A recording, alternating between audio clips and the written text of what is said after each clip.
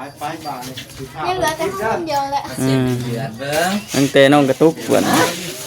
น้องบอยเห็ดเดือดอีก เก็บจอย เห็ดอย่างไรเดือดนะ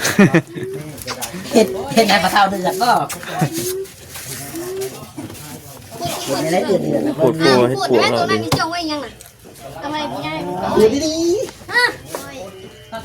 ง่ายบ้านเขาเกินซุปเฮ็ดให้แล้วมันก็ก้อยอยู่ คือกันไหน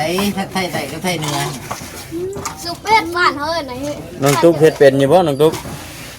ฮะ เรื่องแม่มึงนะแม่พี่ เฮ็ดบ่เป็น ทำงานเค็ม เฮ็ดเค็ม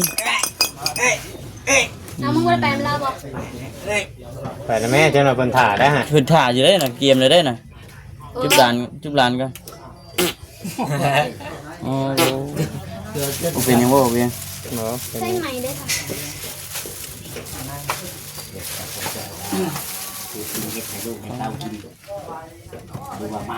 เอามาแต่วานนี่บ่ หมาบอกปลาเท่าเจ้าน่ะ มาแต่บ้านมา ตัวไผ่ไม่ใช่ นี่สวรรค์เจ้า นี่เลยเพื่อน บ่ได้มาเจ้าบ่ ฮะลูกไอ้แหล่เลื่อยมีนะจังก็ แม่นบ่ตั้งแต่บ่ได้มานำมันพอจอยบ่ บ่ อย่าว่าพอจอยอย่าว่าพอจอยเอาติดรถมานำเจ้าเดือดอีกเด้อ เดือดดีเลยหวานเลย เมียตื่นโคงเข่งแม่งแล้วนี่ อาจารย์ได้นาน เจ้าก็จะเห็ดแบบนั้นเลย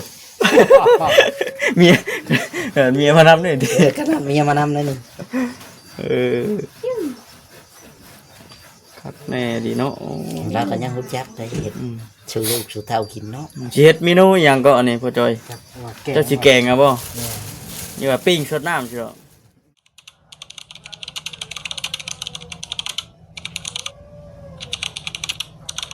ไปพี่น้องเอ้ยเนาะพอดีว่ามาทางบ้านเฮือนน้องเตคือได้เห็นอันพ่อกับแม่เพิ่นมาเอ้าโอ้โห ลูกไม้ดอกนี่ให้เจ้า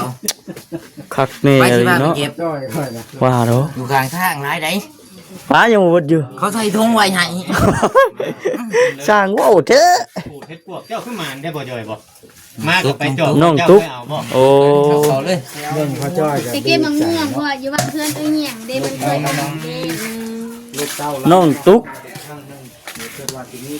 เอ้า โดนสบาย สบายดี อีกสองคนเนาะ ไปแล้วจะมาทางนี้เนาะแม่เนาะ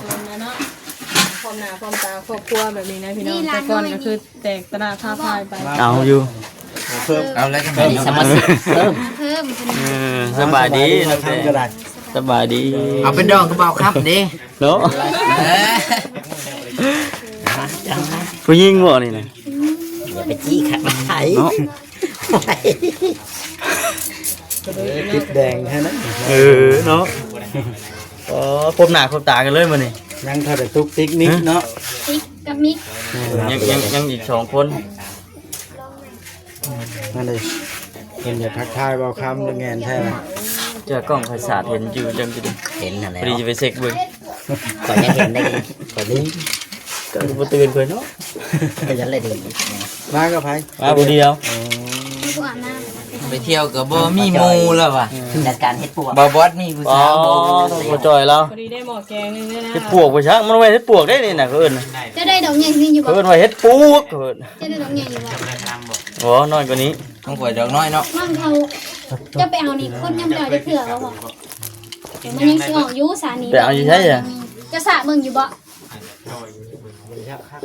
อยู่แถวท่าแม่ร้านนั้นมันมักออก บอก แล้ว เบิ่ง เอาเลย ก็คือสีดอกดีพอเป็นดินทราย เนี่ยไปใช้เดี๋ยวนี้ เป็นรูปแบบ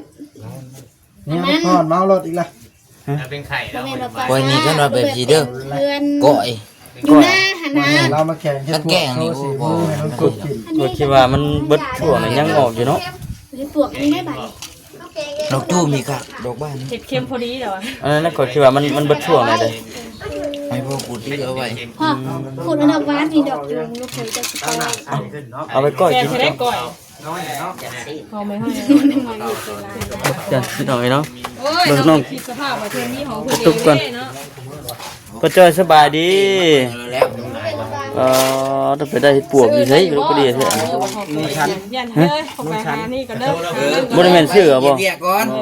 แรงมั้ย เออเก็บเอา อยู่กับลูกเด้อ คิดว่าอัน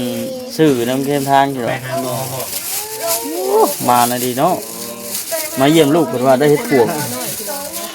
ทำมาโบนั่นนี่ เออ เขาเลือด ภรรยาได้น่ะ เนาะใครแต่ว่า สบาย บ่สบาย แล้วกินแล้วบ่ยานะ อยู่เฮือนบ่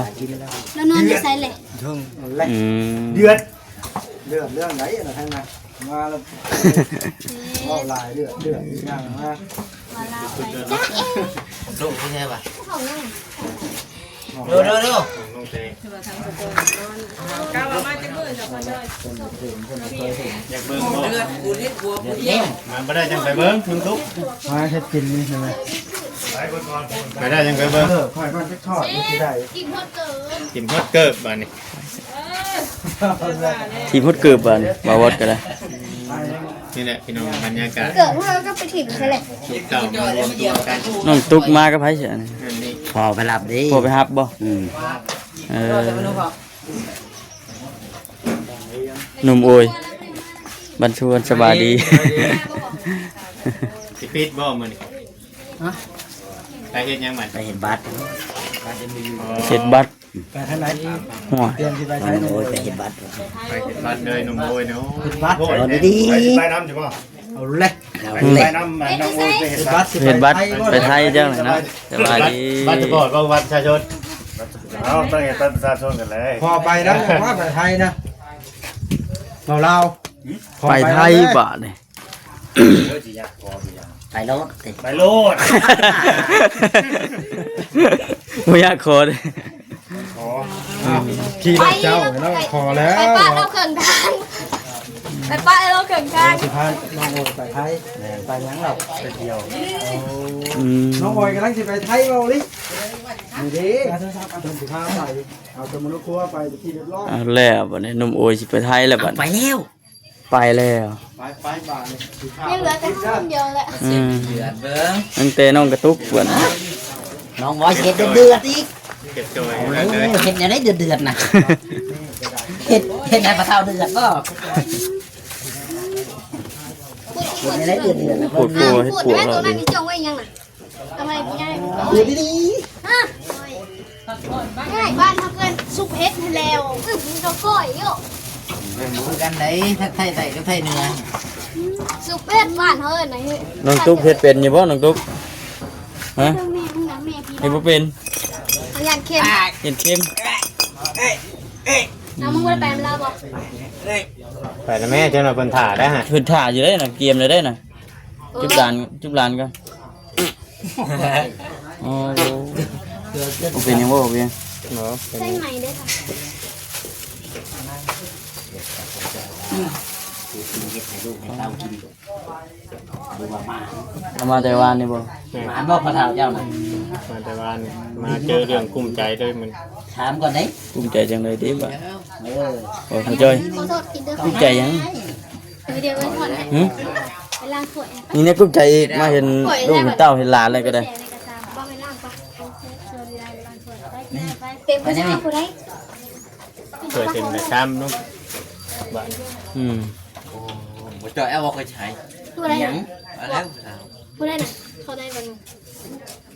บอกว่าน้ำไปกันแล้วเชียวเช้าหน่อย พุ่นไปล้างถ้วยพุ่นไป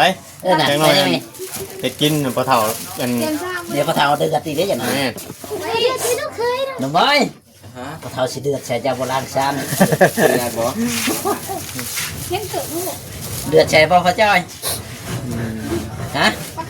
เดือดบ่ใส่ลูกเขย เอ้อ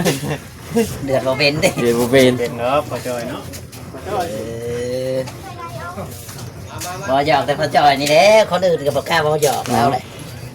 เรา คนเคยหยอกแล้วจัง ค หย น อก เคยหย เนาะ อกเลยยังหยอกเรา เออ บ่เคยหยอกเราก็บ่กล้าคือกันแหละ บ่ เนาะพระจ้อยเนาะ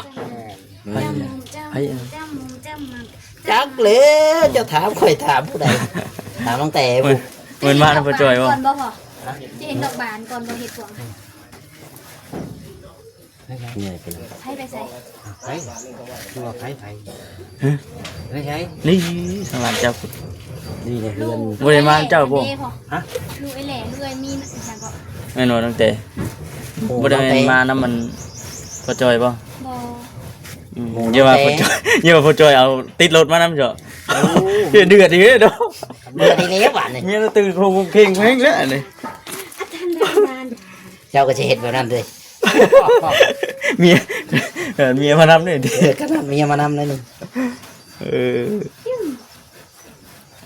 ครับแม่ดีเนาะ เราก็ยังรู้จักได้เห็นชูลูกชูเท่ากินเนาะ สิเฮ็ดเมนูหยังก็อันนี้พ่อจอยเจ้าสิแกงอ่ะบ่นี่ว่าปิ้งสดน้ำสิเหรอ พี่ชุด ปิ้งสดน้ำโชคดีได้อันเฮ็ดปวกดอกใหญ่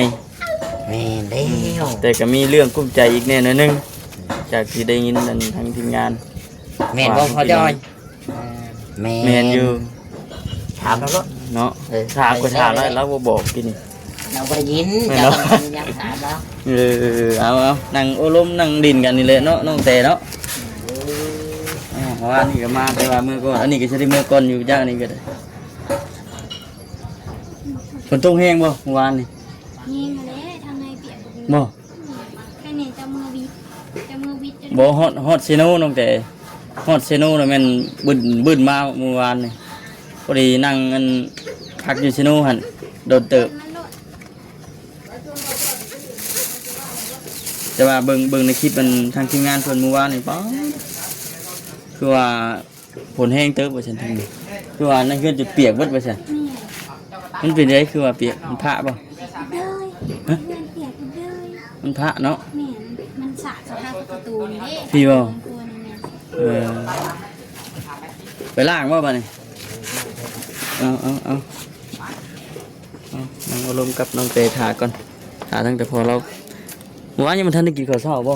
ยัง ยังอยู่จักมุงแล้วเดี๋ยวนี้ อันนี้ มัน เอา 10 ไว้ โม ก่ ง อ แล้ว ย จ้านี่อันนี้นะน้องบอยเพิ่นว่าสิไปก้อยพี่น้องเนาะ บ้านเอากะเอิ้น ฮะโอเคบ่มีปัญหาเดี๋ยวค่อยถ่ายคลิปก่อน ไปดีสามียัง กล้องก่อยคือมัวแท้บัดนี้เอาแต่ เสร็จก่อนแม่ เนาะแต่ดอกนี้ก็ได้นี่พี่น้องเอ้ยเฮ็ดปวกบ่คำหมานบ่ นี่ดอก อืม บอกคำเพิ่นเอามาต้อนเนาะ เฮ็ดปวกนี่บ่คำได้เมื่อนั้นน่ะมันบ่นั่นปานนี้ อันนี้เขาเอิ้นเฮ็ดปวกขาวเฮ็ดปวกใหญ่ บ่ นี่อันนี้นะมันเกิดอยู่น้ำนาอยู่บางนานั้นมีกงม่วงเลยก็คือมีธาตุพ่อธาตุแม่เพิ่นเด็กก็เลยว่าเออ บ่ได้เทียวธาตุพ่อธาตุแม่เพิ่นบ่ได้ออกบ่เพราะมันเคยออกหลายหั่นนะ เอ้ามันเป็นหยังคือว่ามาออกน้ำท่ามัน มันเป็นป่าเฮ็ดปวดเด้เพราะว่าเพิ่นไปเอาไงเพิ่นเอากระดูกพ่อกระดูกแม่เพิ่นไว้หน้าในนี้หั่นนะ เออ แต่เพิ่นก็บ่ได้จุดอยู่นั้น ในข้างชวนมันเลย ผ่านสวนมัน โอ้ยจะบ่ได้ลงฮอดธาตุบ่ แล้วก็อยู่ในใกล้ๆข้างแล้วก็ อยู่ข้างก็ม่วงเด้ซะ 3ดอก โอ้ยยังบ่ออกซะ เฮ็ดปวกอันนี้เอามาแต่บ้านนุ่นสันพุ่น อันนี้ได้ซะเอามาได้ใช้นี่นะ อันนี้ก็เอามาแต่นุ่นสันนี่ นุ่น กัน สันบ่อันนี้นะฮะ โอ้ บ้านนุ่นสันบ่อันนี้นะ คักพี่น้องเลยเนาะ มันอยู่ตรงนี้ แกงเฉพาะตีนมันซื่อก็ยังอันลายตื่นไปแล้วเนาะพ่อจ้อยเนาะเฉพาะแข้งมันซื่อนี่เบ้อ เพิ่นแบบเอาแต่เสือลูกตัวเดียวมา ให้เพิ่นไปทางใดน้องกระตุก ไปล้างถ้วยน้ำขี้อ้าย ช่วย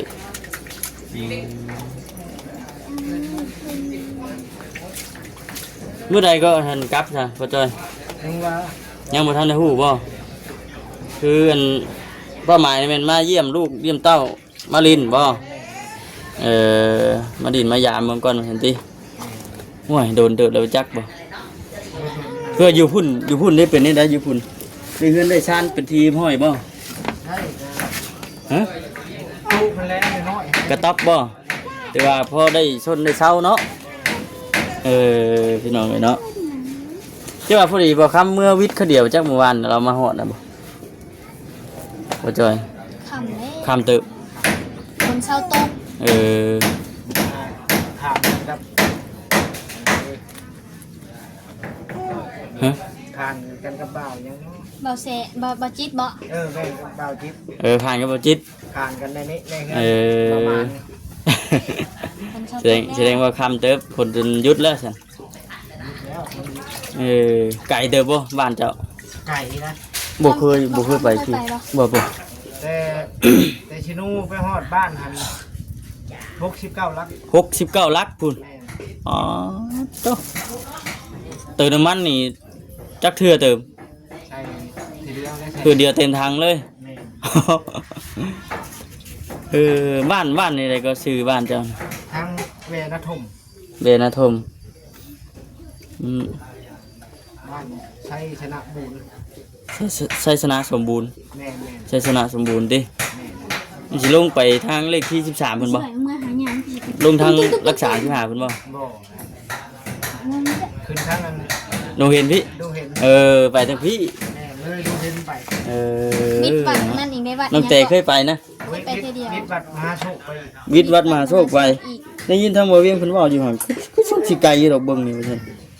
อันแล้ว เฮาบ่เคยไปเด้ บางยังไปแต่อีกเรียกว่าโอ้ไก่ ไกลเลยติ ขึ้นไปเรื่อยๆ ไป ว่าคือบ่ไก่ผม แม่นั่นแหละเพิ่นว่าเฮาไปเรื่อยเลยก็ธรรมดาเนาะเอาดีมุกดีใจพี่น้องเนาะที่ว่าทาง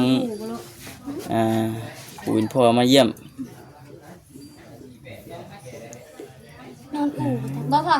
นอนอู่บ่อยู่ผู้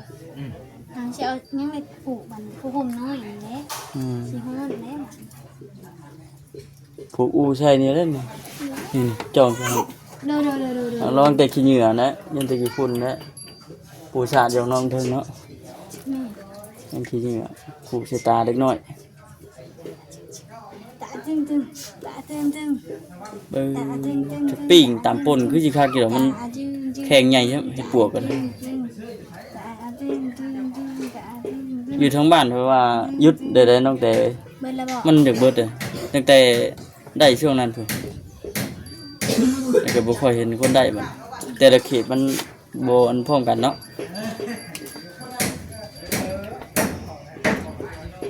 ไผเลยพาเจ้าไปเก็บม่วงอ่ะ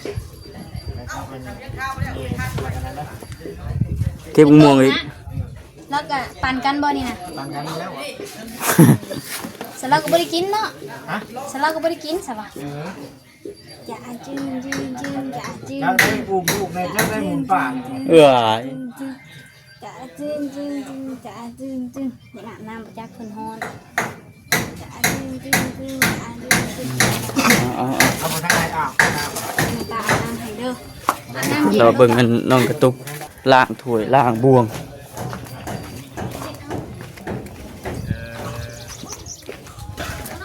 สบายดีบันส่วนป๋าเด้อเร็วสิเนาะป๋าดิ ปลาหมูมี่ได้ปลา ป๋าเด้อเร็วเลย เอ็นบ่ได้มาบ่มื้อนี้โอ้จนถ้ามือเพิ่นมาเป็นจังสิซื้อปลามาบ่ แม่น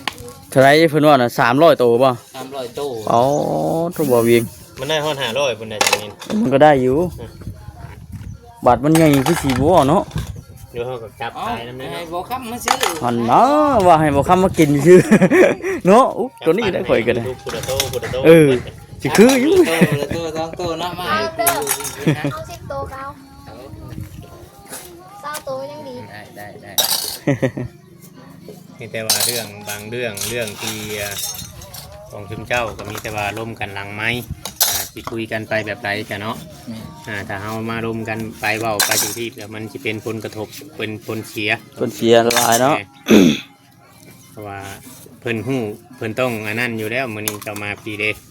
อืม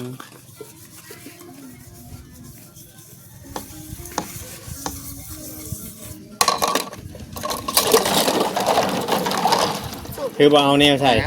น้องบอยเจ้าเอายังใส่ตะเกาเจ้าลังเอาแนวใส่ไหมเอาตะกร้าไป โอ้ มาสิจับให้บ่เวียง มันเท่เลยของข่อยนะ โอ้ย มันเจ้าไปเอาน็อตนั่นได้ใช่นะ น็อตอันนี้นี่ ให้ข่อยนะกูวะน็อ อั ต น ยัง น็อตดำนั่น น็อตดำแบบไร เขาเดินเบอร์ยังวะ เจ้าไปชื่อเบ เบ อ อ ร์ ร์8บ่น็อต8บ่ มันเป็นแบบนี้บ่ของเจ้ากันลอยแบบของข่อยนี่ ไปเดียวดิเอาน็อตใส่ก็ได้เลย นั่นได้ก็ยังอยากถามเบิ่งเบอร์มัน น็อตเบอร์8 ก็เป็นเมื่อเช้านี่ใส่โทรศัพท์ลง เห็นแล้วในก้